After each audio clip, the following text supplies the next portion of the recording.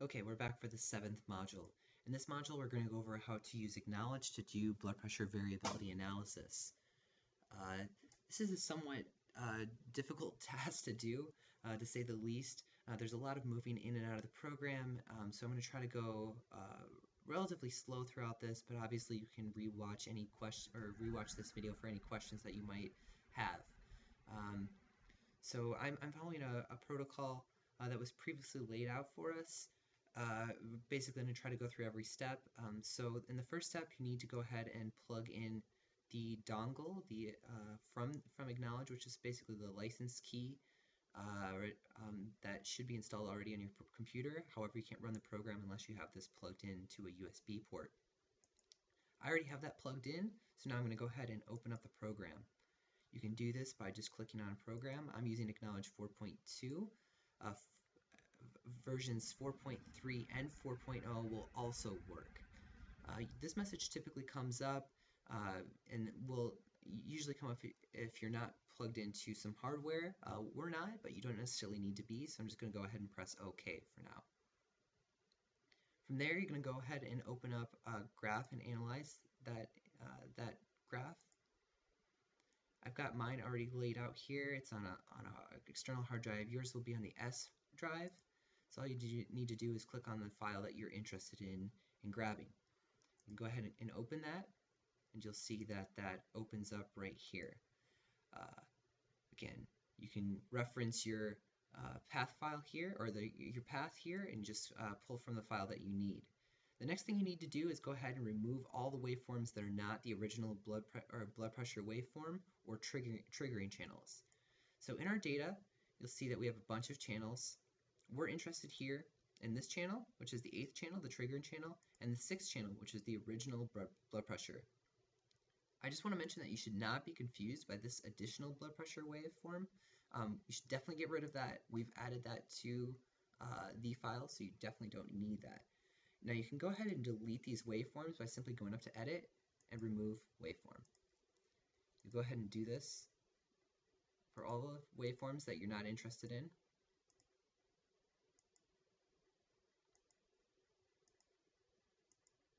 And here we're left with the original blood pressure waveform, as well as the triggering channel.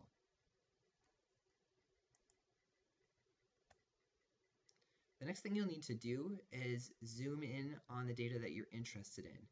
Now, we have a number of data points throughout this file, and the way that we have it broken up is by baseline, which corresponds to, I'll go ahead and use my selection tool, corresponds to these markers, these event markers. These basically designate the beginning and the end of the baseline period. In addition, we have these markers. This is for the entirety of the true social stress test, or the stressor that we used in the 6th study. Each of these lines correspond to the first to a particular section of the data. The first 2 minutes here is the arithmetic. The next 2 is the second portion of the arithmetic task, and the third portion here is the third segment of the arithmetic task. We then have 5-minute speech, and in total that is 11 minutes. From there, we're going to be interested in approximately 3 minutes, which is a recovery period, another 5 minutes for the food manipulation, and then 5 minutes for a recovery from the food manipulation.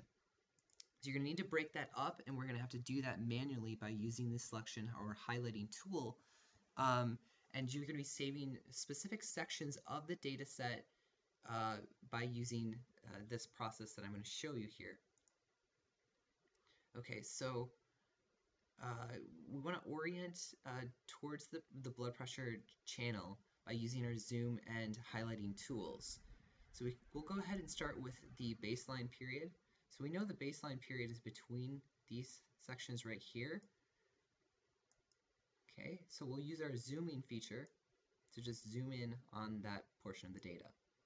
Now what's important is that you see right here that even though the baseline period starts right here, we don't have any valid data at that point. So thus it's a bit of a waste to include that information that isn't really data in that particular section. So what you want to do is try to zoom in on the data that's going to be valid and only include that's within the baseline period. So you can see here, I'm going to take it a little safe and just make sure that I have the first systole included and then go all the way to the end of that 5-minute period. Now, if you're off by just a couple seconds, it really isn't that big of a deal. What we're looking for is the mean over these 5-minute periods, or approximately the 5-minute periods. So if you cut off just a few seconds, it's not going to be the end of the world because really it's only going to knock off 1 or 2 systoles. Once you've got that highlighted, the next move you want to make is go up to File and then go down to Save Selection As. Okay, you're going to locate where you're going to be saving your data. I am going to go here into my folder, and I'm actually going to save this data as 01. Now 01 corresponds to the output file that we're interested in, the first output file or the baseline file. We'll just keep the save type file as this regular graph for acknowledge. We'll just go ahead and save this as 01. Now I'm going to use Control H and Control Y to zoom back out. You see that baseline period is still highlighted. We'll go ahead and do one more saving portion, although you go ahead, we'll actually be saving each section of the data. So we'll go ahead and save the Trier social stress test portion, just highlight that, and then move in from there, kind of zoom in on the data. Control Y always centers your data, which is a helpful feature. We'll just go ahead and try to highlight as much of the data that's valid here. You'll note that I highlighted the extent of that 11 minutes, even though there are these two portions right here where the data cuts out. That's perfectly fine for the time being. We can come back later and knock that data out that we're not interested in. For now, we're just going to go ahead and save the selection as 02. Okay. So you could obviously go through this whole file. Note that when you go ahead and do the third section, for instance, you're going to start at the end of that Trier social stress test, and this is where your functions for time and the delta t are going to actually be very useful. Here you see that we have time, and if you had your analysis file open, you'd see that the beginning of 03 would start approximately here at 2335 for this particular file.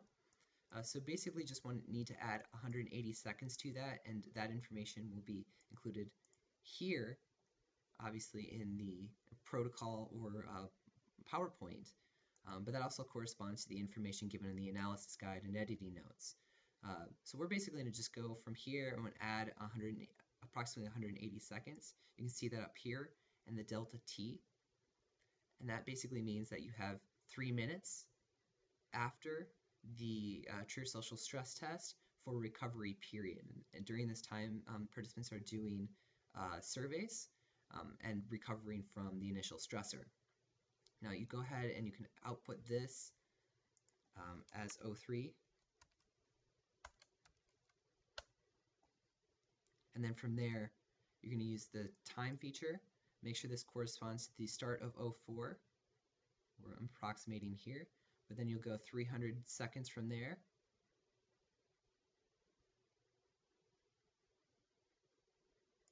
Which will be your 04.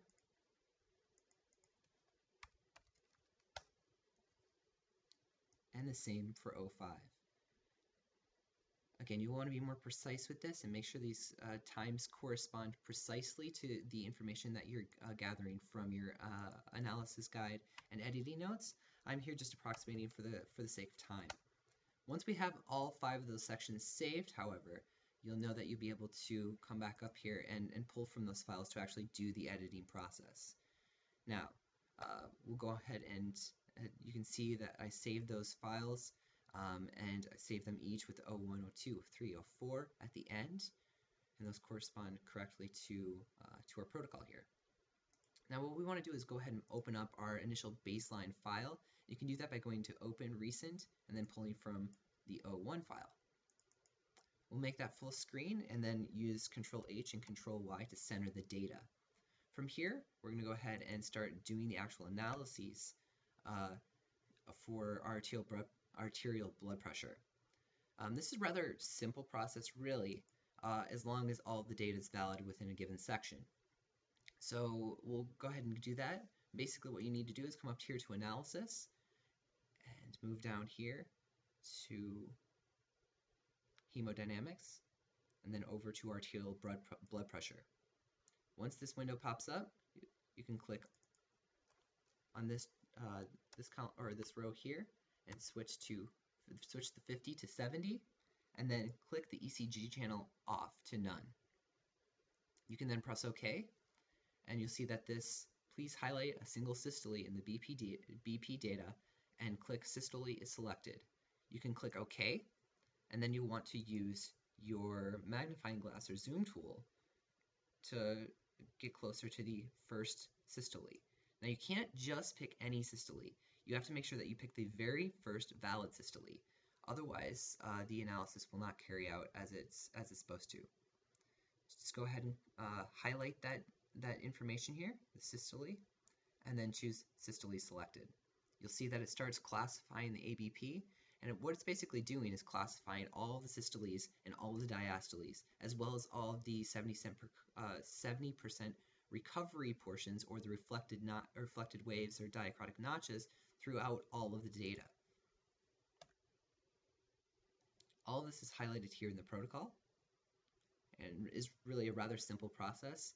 Here you can see that at the bottom of there's also a feature to choose the time bar. I typically just use the zooming tool, which is perfectly fine as well.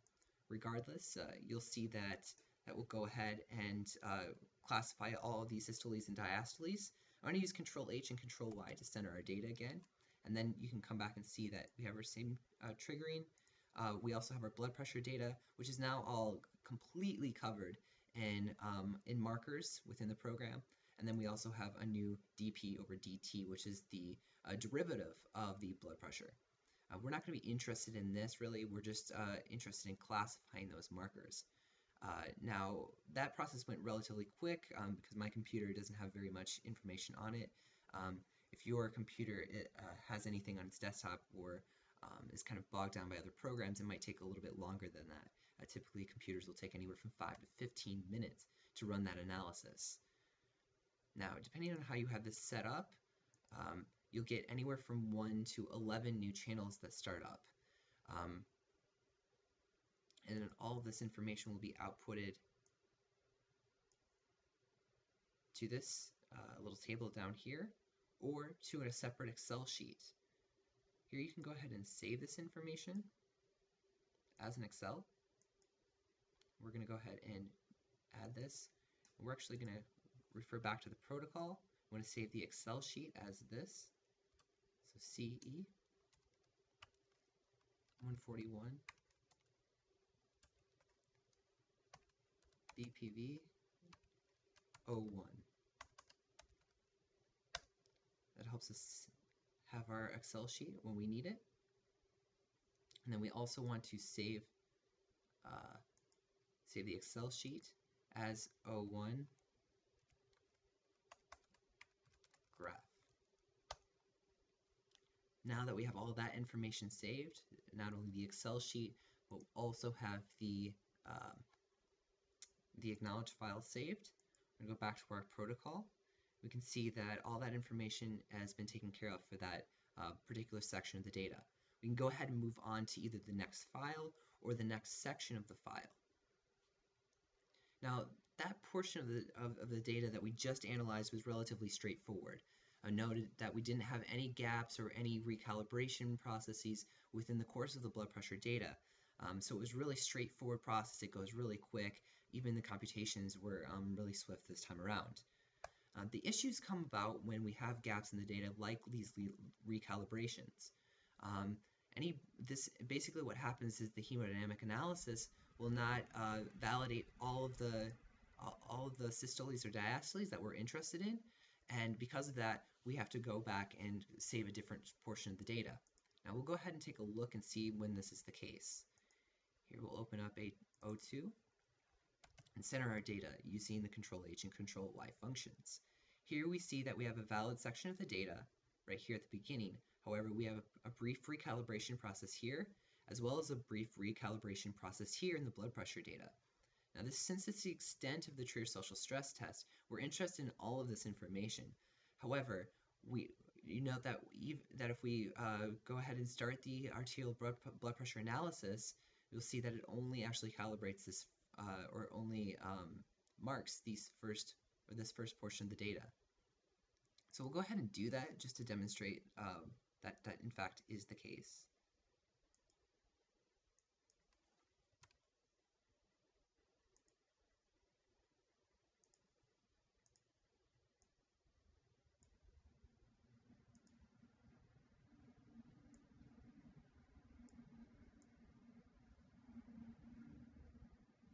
Again, it's important to get from the diastole to the diastole here. You click this. Go ahead and run the operations, and while that's performing, you'll see that this, even though it's close up, you can see that there's this gap in the data, which I mentioned before, and the diastoles and systoles were marked before that, but when you zoom out, you'll see that it only made it part of the way. Once that recalibration process was underway, it no longer the program or algorithm was no longer able to diagnose valid systoles and diastoles, so it stopped doing that in the first opportunity it could. Because of this, what you'll want to do is basically try to save your data, say O2, but instead of just graph, you're going to say O2A underscore graph, and this designates that particular set of the data will only be the first section of the Trier social stress test or the stressor period. So we'll go ahead and save that, and then we can go ahead and save this Excel sheet as well.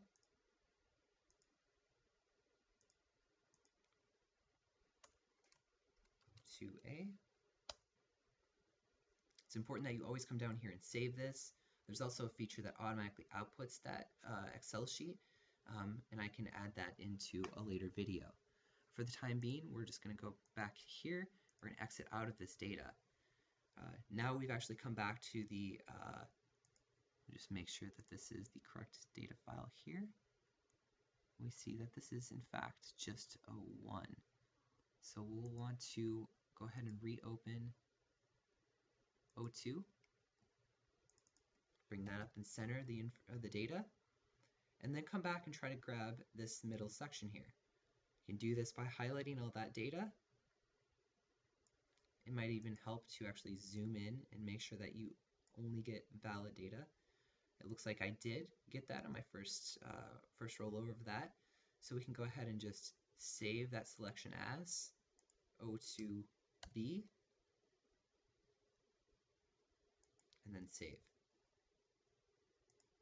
We can go back up to Open Recent, and you'll see that we now have just that section of data. We can now go ahead and just run our hemodynamic process, the arterial blood pressure, again changing this to 70, changing this to none. Go ahead and run this. Again, you can always also come down here and choose 2 seconds. It helps us zoom in. You just want to make sure that you always get to the front of these data, and then highlight the first valid systole. You go ahead and run that, and you see that data will all be marked, taken care of for you.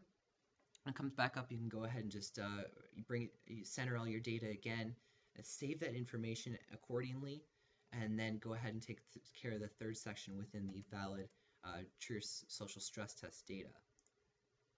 Just go ahead and make sure we get this all taken care of.